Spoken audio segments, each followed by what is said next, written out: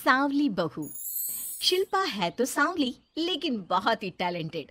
लेकिन कहते हैं ना, शादी के लिए तो लंबी और गोरी होनी चाहिए। शिल्पा, ये रिश्ता भी हाथ से गया। अरे कितनी बार कहा वो गोरी होने वाली क्रीम लगाया कर, लेकिन नहीं, किताब से सर खपाने से फुर्सत मिले तब ना। तू ही क्यों नहीं इसके लिए उपटन तैयार कर देती? शर्मा जी की बेटी का कम रेट में कितना अच्छा रिश्ता हुआ है। इसकी तो उम्र के साथ ही लड़के वालों की डिमांड भी बढ़ी जा रही है। शिल्पा को ये बातें अब बुरी नहीं लगती थी। लगे भी क्यों, बचपन से सुन जो रही थी वो ये सब कुछ। उसके लिए ये तो मात्र एक कान से सुनना और दूसरे कान से निकाल देने वाली बात थी। फिर एक रोज, पापा पापा मेरी नौकरी लग गई है। वाह, अच्छा। कहाँ बेटा? न्यूज़ चैनल में पापा, खबरों को लिखना होगा। हाँ, वैसे भी तेरे जैसी सांवली शक्ल की लड़की को कौन पर्दे पर आने देगा, क्यों? चल, 4 पैसे कमाने लायक हुई है तो लड़के वालों को बोल देंगे कि कमाती भी है। फिर शायद कोई कर ले शादी। हाँ सही कह रहे हैं। वैसे बेटा कल शाम को एक लड़का और आने वाला है, उसे भी देख लेना। शिल्पा को इस बार गुस्सा आ जाता है। अच्छे न्यूज़ चैनल में नौकरी लगने की खुशी भी माँ पापा के चेहरे पर नहीं दिखती। अगले रोज ऑफिस से शिल्पा घर आती है तो सामने बैठा होता है हिमांशु। हिमांशु शिल्पा को देखता है तो पहली नजर में तो वो उसे पसंद नहीं आती, लेकिन फिर भी फॉर्मेलिटी तो करनी थी। हाँ, ओके, तो क्या शौक है तुम्हारे और खाने में क्या क्या बना लेती हो? मुझे पढ़ने लिखने का शौक है। खाना बनाना नहीं आता, बिल्कुल भी नहीं आता। पर फिर भी क्योंकि ये रिवाज है कि बहू को खाना बनाना होता है तो थोड़ा बहुत बना लूंगी, लेकिन उतना ही वक्त किचन को दे पाऊंगी जितने में मेरा काम, मेरी नौकरी सफर ना हो।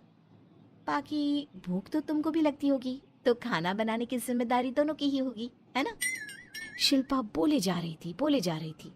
अब तक जिन लड़कियों से हिमांशु मिला था, शिल्पा उन सब से अलग थी। वो ऐसी ही तो लड़की चाहता था। शिल्पा से बात करने के बाद, ठीक है, फिर शादी 2 महीने बाद करेंगे। वो क्या है ना, खाना बनाना भी तो सीखना होगा ना। मुझे मंजूर है। शिल्पा को भी हिमांशु अच्छा लगने लगता है। दोनों की शादी हो जाती है, लेकिन शादी के बाद से ही हिमांशु का परिवार शिल्पा के रंग को लेकर कई बातें बनाता। क्या बात है हिमांशु, क्या कमी हो गई थी जो ऐसी काली सी बहू ले आया? काली? काली तो नहीं है। हाँ, मेरी शिल्पा का रंग हल्का सांवला है। वैसे आप तो कृष्ण की भक्त हैं, जानती है ना, उनका रंग भी सांवला था।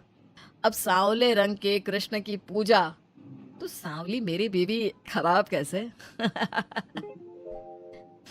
बात तो सही भी थी। क्यों सांवला रंग खराब माना जाता है? शिल्पा पति का तर्क सुन रही थी। थोड़ी देर के बाद, क्या बात है, शब्दों का जादू आ गया। क्या तर्क दिया आपने सांवले रंग के समर्थन में? तो क्या तुम ही पत्रकार हो? अरे तुम्हारा पति भी कम नहीं है। शिल्पा रोज एक नई तरक्की छू रही थी। कभी विदेश दौरा तो कभी बड़े बड़े लोगों का इंटरव्यू। एक दिन, सुनो, आज का दिन बहुत खास है। मैं मुख्यमंत्री जी का इंटरव्यू लेने जा रही हूँ। अरे वाह, क्या बात है, सही है यार। तभी ससुर आ जाते हैं।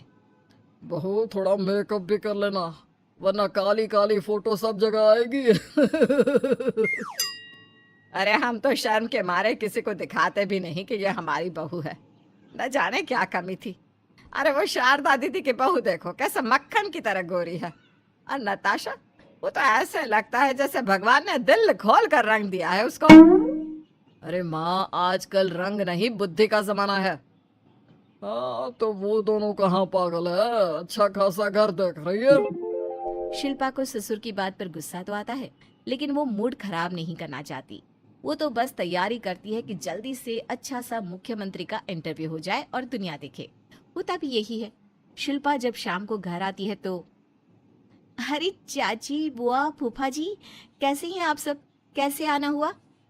शिल्पा को आसपास के लोग भी देख रहे थे। वो भी जानती थी कि उसने जो इंटरव्यू किया वो कितना वायरल हो रहा है। अरे बहू, बड़े लायक हो तुम।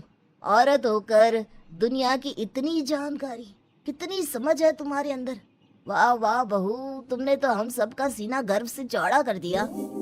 सास ये सब देखकर सोच रही थी कि भाई ऐसा भी क्या हो गया, इन्होंने तो बहू को हीरो बना रखा है। मैंने तो शिल्पा को उसी दिन समझ लिया था जब पहली बार मिला था। मैं तो जान गया था कि ये लड़की अलग है। कितनी प्यारी आवाज है इसकी और समझ भी लाजवाब। तभी बुआ सास बोल पड़ती है। और एक हमारी बहू है, सारा दिन टिकली बिंदी पर ही लगी रहती है। अरे दीदी, न जाने कौन कौन सी क्रीम लगाती है, अब तो चेहरे पर फोड़े भी निकल गए। कितनी बार कहा कुछ पढ़ाई आगे करके दुनिया में नाम कमाओ, लेकिन नहीं, बस सारा दिन शीशे के सामने खड़ी रहेगी। कोई बात नहीं फूफा जी, वो भी किसी की पसंद हो सकती है। हम लोगों का क्या, एक काम अच्छा कर दिया तो पूछ लिए गए, नहीं तो जमाना तो गोरी सूरत की ही तारीफ करता है। क्यों माँ जी? हाँ हाँ, वो क्या है ना, मैं जरा पानी लेकर आती हूँ, तू बैठ बहू। हाँ हाँ बहू, तू तो बैठ। वो क्या है ना, आज तो तुझसे बहुत सारी बातें करनी है। ये बता, कैसे दिखते हैं मुख्यमंत्री जी सामने से? जैसे टीवी में दिखते हैं वैसे ही दिखते हैं क्या? आए दिन लोग शिल्पा से मिलने आते, उसे अपने स्कूल या दूसरी जगह पर चीफ गेस्ट बनाते।